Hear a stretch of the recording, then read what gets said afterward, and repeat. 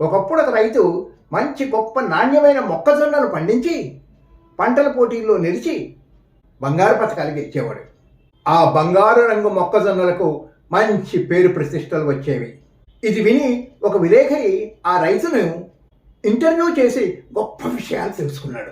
ఆ రైతు తన నాణ్యమైన విత్తనాలను చుట్టుపక్కల ఉన్న రైతులకు కూడా పంచేవాడు. అదేమిటి, మీ గింజలను వేరే రైతులకు కూడా ఇస్తే రేపు వాళ్ళు వాళ్ళ పంటతో మీ మీదకి పోటీకి రారా? మీరు ఓడిపోయే అవకాశం ఉంటుందేమో కదా? కుతూహలం ఆపుకోలేక అడిగాడు. మంచి విత్తనాలు వాళ్ళు విత్తితే వాళ్ళ పంట బాగుండి ఆ పూల నుండి ఆరోగ్యమైన నాణ్యమైన పుప్పొడి గాలి ద్వారా వ్యాపించి పొలాల్లో ఉన్న అన్ని పూలను ఫలదీకరణం చేస్తాయి. నా పక్క వాళ్ళ పంట బాగుంటే మంచి నాణ్యమైన పుప్పొడి తయారవుతుంది.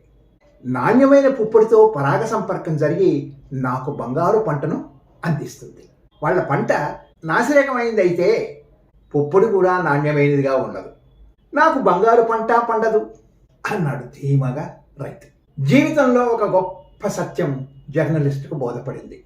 ఎవరైతే ప్రశాంతమైన అందమైన జీవితాన్ని కోరుకుంటారో చుట్టుపక్కల ఉన్న వాళ్ళకు కూడా సహాయం చెయ్యాలి. అంటే ఒకరి సంతోషం ఇంకొకరి సంతోషం మీద ఆధారపడి ఉంటుంది. ప్రేమించబడాలంటే ప్రేమించడం నేర్చుకోవాలి. Good luck.